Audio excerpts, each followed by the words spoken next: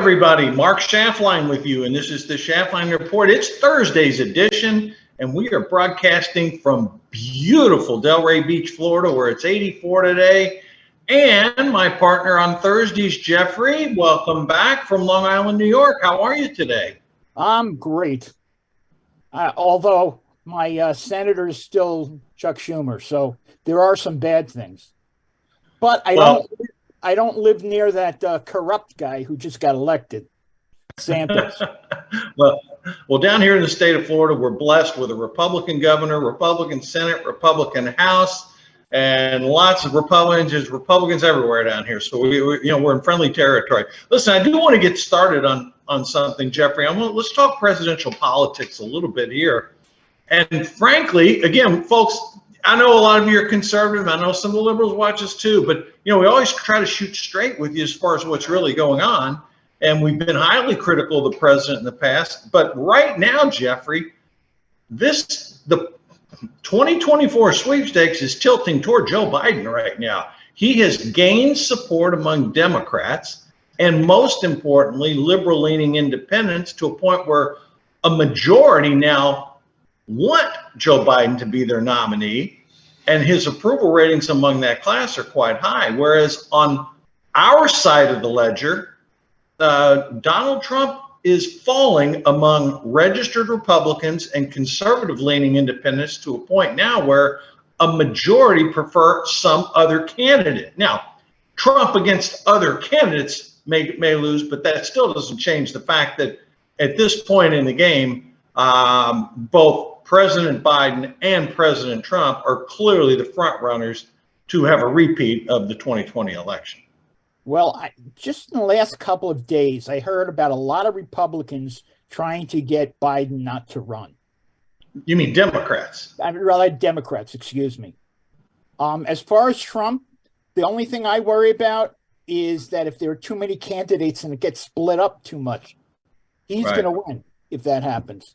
And yeah, I don't think he's the best one for our nomination. And honestly, I don't think he's the best one for the job anymore. We can't have another divisive president. Biden was, and he was. And before him, Obama was. We need someone. I concur with you. But I mean, when I look at this objectively, I think we're going to have any number of candidates on our side, Jeffrey. I'm a strong believer in Mike Pompeo. I think he's a naturally born leader. He's done everything right in his life. Ron DeSantis, if he gets in the race, look, we could not be happier with the job the man's doing here in the state of Florida. He's exceptional. Okay, those two candidates. I could name some more that are not necessarily. Thing to remember, okay, governors do much better than senators. I'm talking historically, and Pompeo, his only legislative thing was at a congressman. Only James Garfield was the only other congressman who went into that White House, and he got killed within 6 months. So I think the governors, look, if I had a choice other than the Florida governor, I'd want Tim Scott. Tim Scott's the United States Senator. We're going to talk about him. Let's go ahead and talk to him since you brought it up. He has visited Iowa. He is well respected in the conservative wing of the Republican Party. He is the United States Senator, hails from South Carolina. If he runs, Jeffrey, he would be the second South Carolinian to get into the race. Plus, I think he's good at outreach. He talks softly. He doesn't scream like some of the other ones. So I think he could be more of a uniter. Well, you also have a couple other governors. You've got from relatively small state. You've got John Sununu from New Hampshire, and you got Kristi Noem from South Dakota, who have floated ideas that they may end up running. As far as Mike Pompeo goes, Mike Pompeo was director of the CIA. Mike Pompeo was Secretary of State. Mike Pompeo's got the chops and credentials to be president. Before he was Secretary of State, before he entered the administration and he was in Congress, I always said he had the chops. And that was before he picked up more. As far as Sununu, I'd be scared of his father.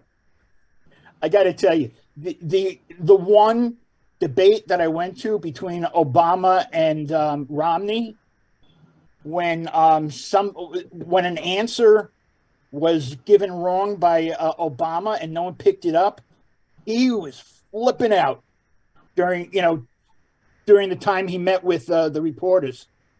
I wouldn't want to get him angry. Yeah, I'm just, again, way too early. But, again, early indications are important because, certain things start to happen. But if I shift away from our side from it, because our side is going to be wide open. And, again, frankly, I've named a couple candidates I prefer over Donald Trump. Again, I'm going to state it publicly. If Donald Trump's our nominee, I'm going to support him to the best I can, 100%. But, I do have preferences for others.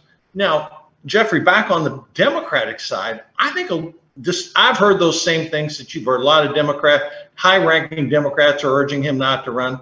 Jeffrey, I've got to believe, if I'm in Joe Biden's shoes, and again, we're being unapologetically fair here, he's sitting there with a majority of Democrats want him to be the nominee right now. From their perspective, they control the Senate. They didn't get blown out in the midterms like a lot of people projected. Now, that could have been candidate quality, et cetera. We're not going to relitigate that. Some of the earlier failings in the administration, the Afghanistan debacle, that's really in the rearview mirror. I hate saying it right now. A lot of people died because of his decisions. But as far as the American voter, that's sort of ancient history. The economy are going to get worse. Well, let me talk about that a second. Okay, so last year when we peaked inflation at about 9.5%, we're not running 9.5 right now. We're running at 6, and based upon the PPI index, we could be slightly under that, in the upper 5s. Again, that's not a lot of relief if you're going to the grocery store, but it is a relief aggregately. So, that's sort of in his favor. And again, but like I've said over and over, where it's highest are the staple goods. Well, there's no question about it. That's what the average American is feeling it worse, and that's higher than 6%. Oh, 100% correct. And we're not voting now. We're just talking about people who would consider running against President Biden right now on the Democratic side. And again, I'm not a Democrat, but I'm speaking as though, if I'm in Biden's shoes, I'm sitting here thinking, okay, we did okay in the midterms. We've got the Senate. Inflation's coming down. We got 3.5% unemployment right now. He had arguably a successful visit to Poland and Ukraine. You could make that debate. But right now, going up the stairs. Well, I couldn't care less about that. But right now, based upon what is actually happening on the ground, who else is going to oppose him?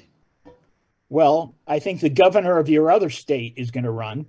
If someone opposes him, it's going to be Gavin Newsom, because he's a narcissist and he doesn't care. Certainly the vice president won't be running. I mean, there are people saying that even if Biden runs, they don't want her to be vice president. Lots of people are saying that, right? I don't know of any other Democrats that are strong enough to oppose him. I don't either. And maybe again, Bernie will run again.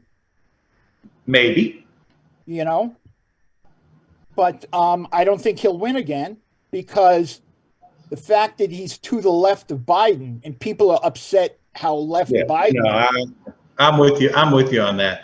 I mean, again, I hate saying it, Jeffrey, but at this early stage in the game, it does appear Biden will announce that he's going to run. Look, to me, it would be I'm guessing right now, Jeffrey, 75% chance, 3 and 4 chance that he runs, 1 and 4 that he doesn't. Maybe, and I think that might be low. It's probably closer to 90-10.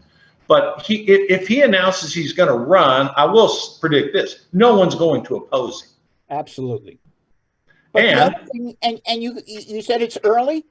It's a year before Iowa caucuses. I know. I could grow hair by then. Yeah, and Tim Scott's going to Iowa. He was in Iowa recently. Of course, he's going to Iowa. But all I'm saying is, there's so much that can happen between now and then. Let me throw a scenario out to you. Okay. Biden announces in March, sometime in March, he's going to run.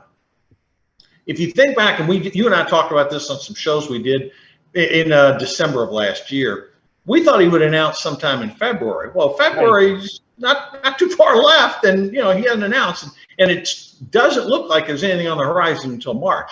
Let's say he announces he's running, freezes out the rest of the Democrats, and what if on our side, either a Ron DeSantis or somebody else catches fire and it appears that Trump's not going to be the nominee? I think the Democrats' worst case scenario is seeing Joe Biden against a Ron DeSantis or plug in the name, because it's one thing for him to go up against Trump, and there will be people vote for Biden who just absolutely have disdain for Trump.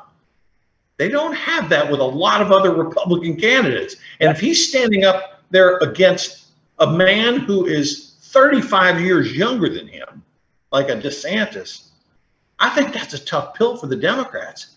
And the question, here's where I'm getting with this question. If it looks like we're going to have a nominee from other than Trump, what's the scenario where the president may change his mind, say, this isn't going so well, I'm going to step aside? After all, nobody votes until 2024. Well, if he announces he's not changing. I agree. So, and the other thing is a lot of pressure is off of him now, because the other day I announced I'm not running. That's true. That was a big burden. That was a big burden on him. Trump is resting easier too, knowing you're not running. Well, yeah. But, you said he had a great trip to Poland and Ukraine. Absolutely. And people are saying they're wrong when they say, why is he there and not in Ohio? But why is he there and he had 2 weeks to go to that train wreck and didn't? Yeah, let's talk about that now. Let's shift from politics to that train wreck. I think the person responsible for that in the administration, Pete Buttigieg, made a horrendous mistake. Well, full disclosure, my sister works in the Department of Transportation, and she spends some time with, Mr. Buttigieg. She speaks very highly of him. But, he made a political mistake by not going. Trump was there, yesterday? And Buttigieg is there today. Who do you think the locals are going to respect more, a private citizen, former President Trump, or the current head of Department of Transportation? I think he made a colossal blunder here, Jeffrey. And Trump brought a ton of water. Okay, pallets and pallets of bottled water, which is what people are looking for. It's still, do you remember Katrina? When Bush flew over it, and God. Yes, that's going to hurt Biden. I think you might be right about it. I think at the end of the day, this story is not over yet. They're using the EPA to help clean the place up, but I understand why Biden couldn't be there. I get it, but the Secretary of Department of Transportation should have gone. And they keep saying everything's going to be okay. I was in New York on 9/11. They kept saying, it's going to be and no one's going to get sick from it.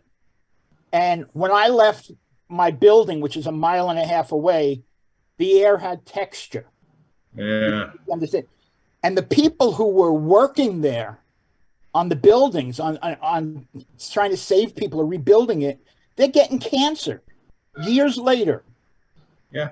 So, why do you think why do you think none of the Democrats, other than the Democratic Senator Sheldon Brown, went there? I don't get it. That was a big deal. Never wasn't anybody's fault. It wasn't any politician's fault. Why do you think no one showed up from the Democrat administration? Maybe because they think that if Biden's not there, if they go, they're hurting Biden. I don't know. I really liked the mayor. Have you seen that guy? Their mayor? He's been on television. Yeah, a little bit. The guy he's almost like, he's so supportive of his people. And he's telling politicians, if you're going to just come to make a show, don't come. I'd rather you come and, grab a shovel and help out. Right. But you know what? The president's got to go. Yeah, he eventually he will. I concur with you. Or where's the esteemed vice president? You know what? Well, I don't think she understands what a train is.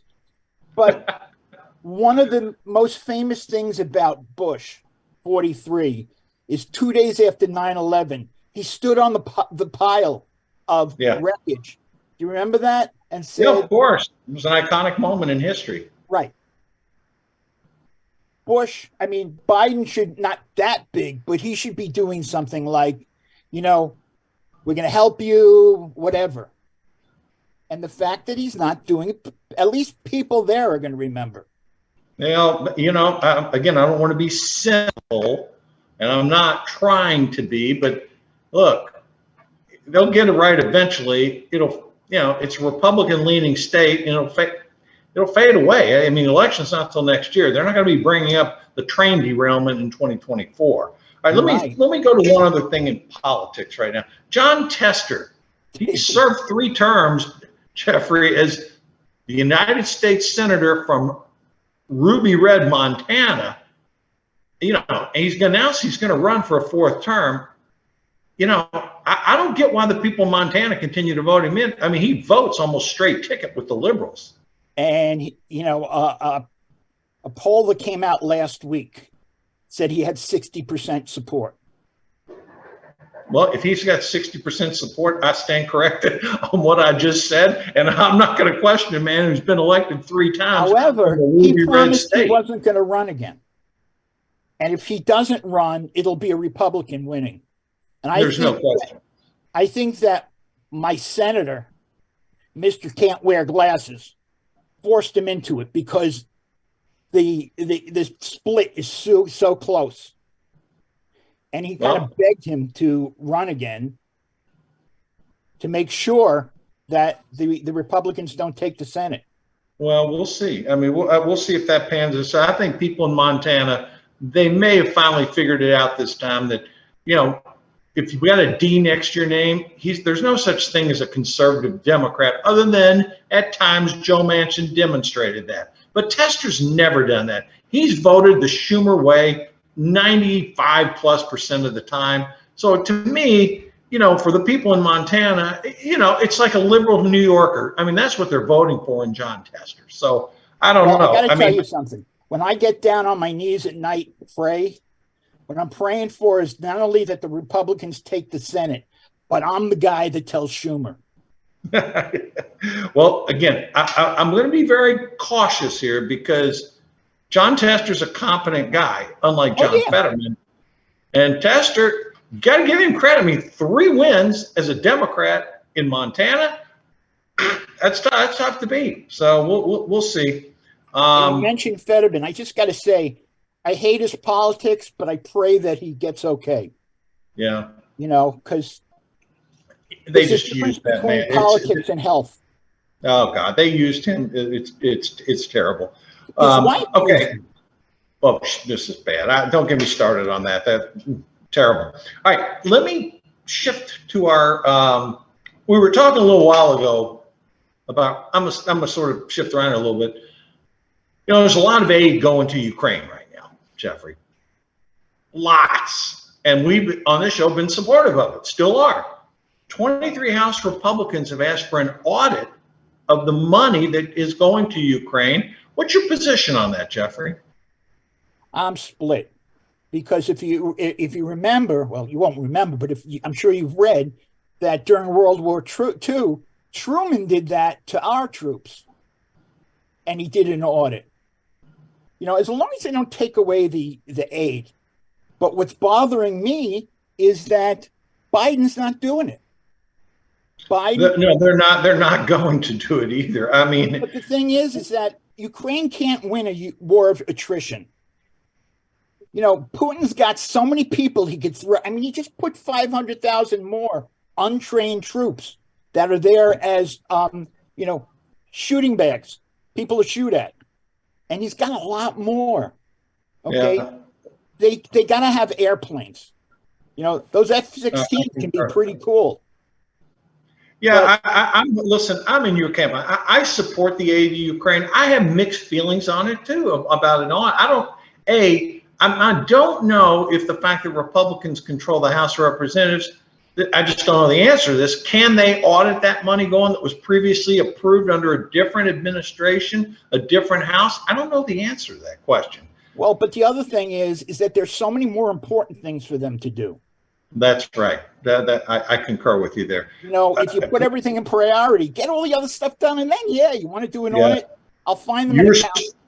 You were speaking about the Russians. I tell you, Jeffrey, a lot of things I've been reading about what's going on in Russia. They're actually, the Russian people, as a result of propaganda, indoctrination, hiding the battlefield losses, repressing certain groups, anyone who opposes the war, the propaganda, the crackdowns on people opposing it, and the indoctrination of their young Russians in school. Jeffrey, Putin, this is an autocratic playbook, right out of, I mean, it's horrific.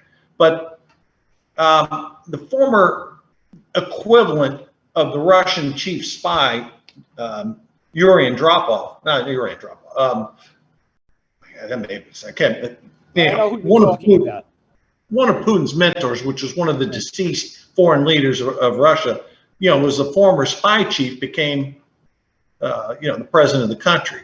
When they had that succession of where everybody kept dying, they went through, they went through like one of the guys that died was Andropov. Yeah, Yuri Andropov. That's right. He was he was Putin's mentor, basically. Right. And so what he's doing is basically taking an autocratic country and tightening the noose, much like the mullahs are doing in Iran for anyone that opposes it. And, it's no accident you've had some people who have criticized Putin. All of a sudden they end up dead, jumping off third-story, balconies and whatnot. So the people, sure they didn't say they had goods on Hillary Clinton, and that's why they committed suicide? Well, maybe. But my point being, is you're 100% right. But on the other hand, they're parents of the 60,000 people soldiers who have died. 60. How about doubling? How about doubling that figure? Right. Or the 500,000 he just sent there, that a lot of them are going to die. And when a push comes to shove, any parent is going to, I don't care how tight you get, a parent is going to protect their children. Well, not in Russia, they're not, because they're dying in droves. We talked about it earlier this week. They've lost 10,000 troops in the last 2 weeks over there. I mean, a lot of the conscripts you're talking about, that 500,000, are not properly trained. Oh, they don't right. have proper munitions. They don't have proper food. They don't have proper clothing. It's just bodies after. Oh. All right, let's stay focused. Okay. You're right. It's almost like they're being pulled out of their basement and saying, "Come, here's a gun, go fight." Yeah, that's pretty much what it is. At the end of the die at a higher rate. Listen, I'm going to say something that a lot of people are thinking. If this war continues along the path that it's going, and there are some people saying it could be drug out for a couple of years, it's not going to shock me if we get to a point where at some point it's going to be NATO against Russia. And that basically spells World War III. Well, if it goes a couple of years, Ukraine will be done by then. Not necessarily. I don't think they can win a war of attrition. Yeah, you said that earlier in the show. One man's opinion, because Russia has more kids they can pull out of basements, hand a gun to, and say, go kill. As far as NATO, I don't know, because most of them aren't even putting in the 2% in their military that they promised. Well, what if a NATO country is accidentally attacked? What about if they attack Poland? You heard what Biden said. They're going to have to. I mean, like we were attacked on 9/11. Right. They all came in. Yeah. I'm not saying it's going to happen. I'm just saying don't discount the fact that if this war continues along its path, when we do eventually send aircraft, and you and I both know, look, a lot of stuff they said they were never going to send, politically they had to send it or Ukraine would have lost. If we go to a point where say things aren't going great for Ukraine, and the alternative is you either send in some airplanes they've requested or you're going to lose, what do you think they're going to do? They're going to send in the aircraft. Because I sense right now there is no turning back at this point. I don't know what the end game is, okay? And I don't see any effort whatsoever on the peace negotiations. Do you? No, because they want their country back, and Russia doesn't want them, and they want Crimea back, and Russia says Crimea River. I mean, it's not going to happen. So someone's going to have to win. Yeah, I'm with you. I'm with you, Jeffrey. It's going to go on for a while. I don't see any diplomatic solution anywhere close to this right now. Let me ask you this. I want to on one economic domestic issue, and then I want to shift back to the Middle East. What did you make of the fact that Sam Bankman-Fried was hit with 12 additional charges, and this relates to illegal campaign contributions, putting $40 million predominantly in Democratic pockets, and wire fraud, because that's how we got it to the Democrats. Yeah, I mean, this guy is in so much hot water right now for the fraud he's committed and what the losses people incurred. But 12 counts of illegal campaign contributions. The scheme involved $40 million, and I mean, they did stuff like, everything they could to usurp campaign limits. I mean, what's your take on what Bankman-Fried did, Jeffrey? I just go back to the same thing. Okay, if you put a gun to my head, I wouldn't do crypto. It's as simple as that. It's like a free pass to commit fraud because you don't own anything. And the way he did it, he deserves to go to jail for a very long time. Yeah. Sadly, Madoff has passed away because he would have made a great, roommate for a cellmate for Madoff. Yeah, well, it's a bad deal. He's got enough of things. I think the man does not have a very bright future. All right, let me shift just a couple things here. I want to really shift to something you have an area of expertise in, and that's Israeli politics. Because with little fanfare, I mean, it was hard to pick up unless you follow the news at the level that you and I do. But the mainstream media certainly didn't talk a whole lot about it. But 9 Palestinians killed, 102 injured in an Israeli raid, of the Palestinians. Jeffrey, normally something like that, you'd have the American left-wing media criticizing Israel. What happened here? Why the silence? Well, first of all, the administration has done it. The UN has done it. Okay, give it a day or two. The New York Times and the Washington Post have done it. But they never tell the full story. Okay. Of course. Because that's why we have you. Israel doesn't attack first. Right. Okay. But the other thing is that if they're bombing a place, okay, they do something called knocking.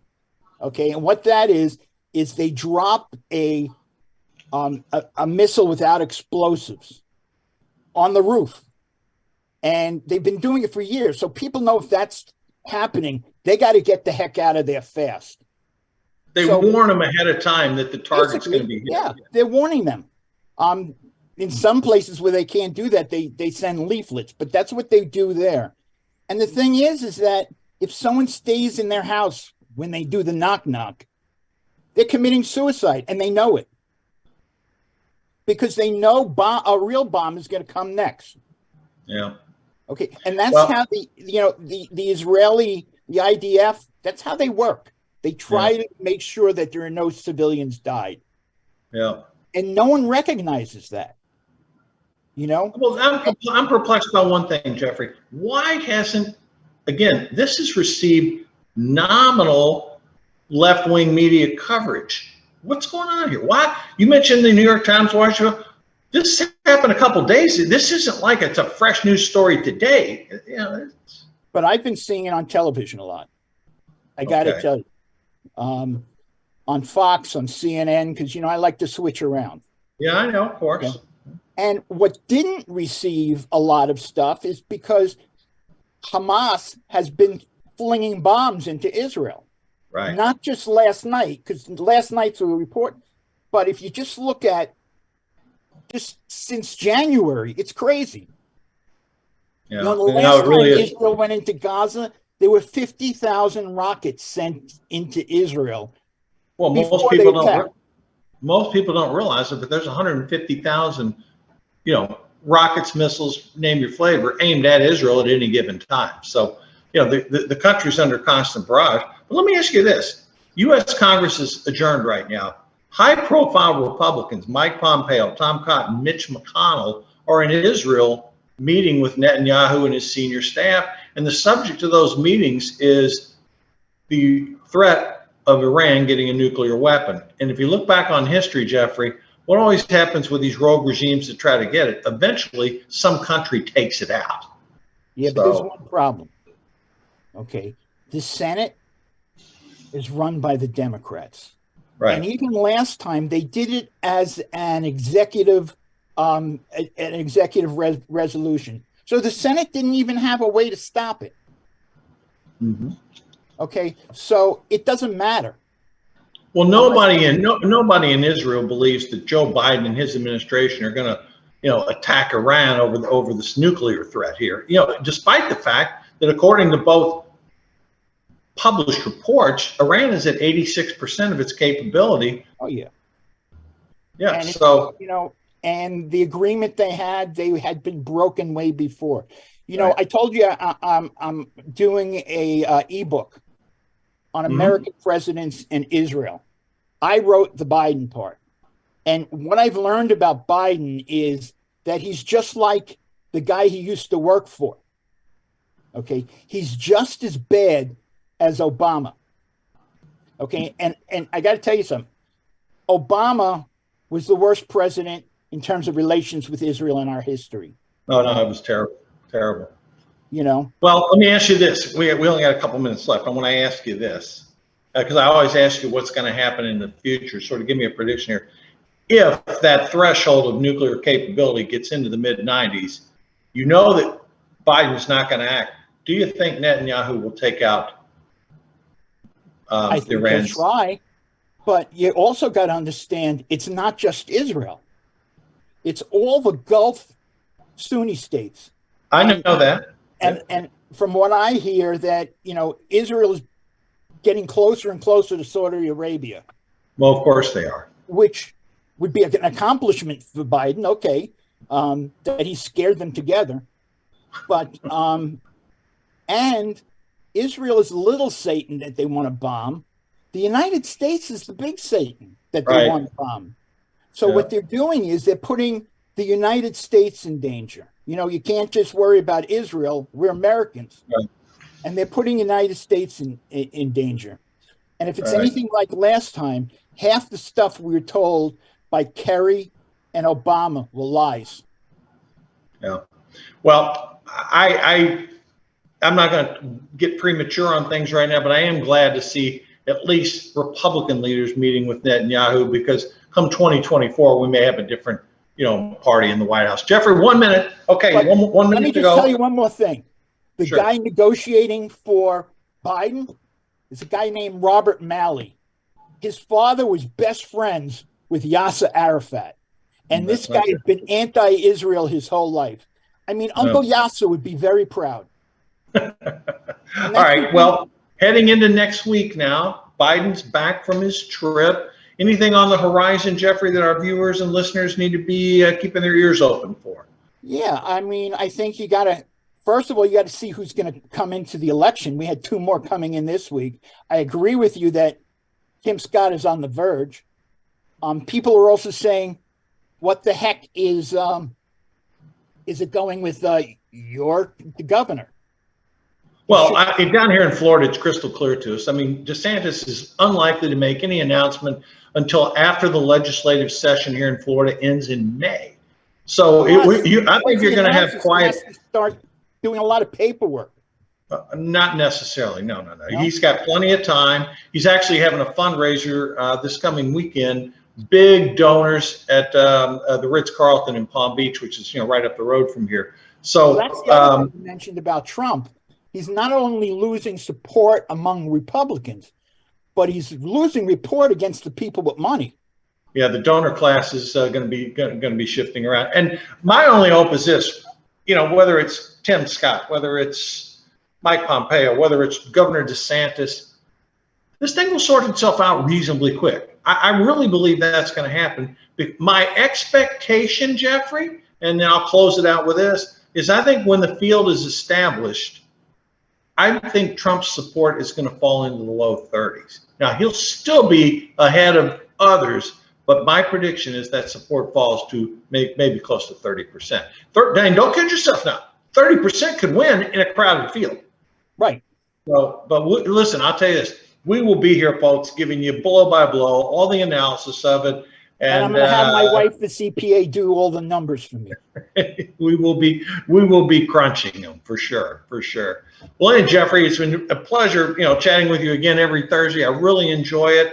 Yeah, I mean, folks, everybody's coming to Florida. I'm telling you, it's packed down here. So everybody's here. Whatever you maybe hear about what's going on in different parts of the country on real estate, don't pay any attention to it in Florida. Prices have come down a little bit, but they're still very high. Anyhow, a lot of good stuff happening to Florida. A lot of good stuff happening here in the Sunshine State. Jeffrey, thank you again. I will see you next week. Folks, keep the faith. We're going to be there every step of the way for you. We will give you the analysis. Thanks for viewing. Thanks for listening. I'll see you next week.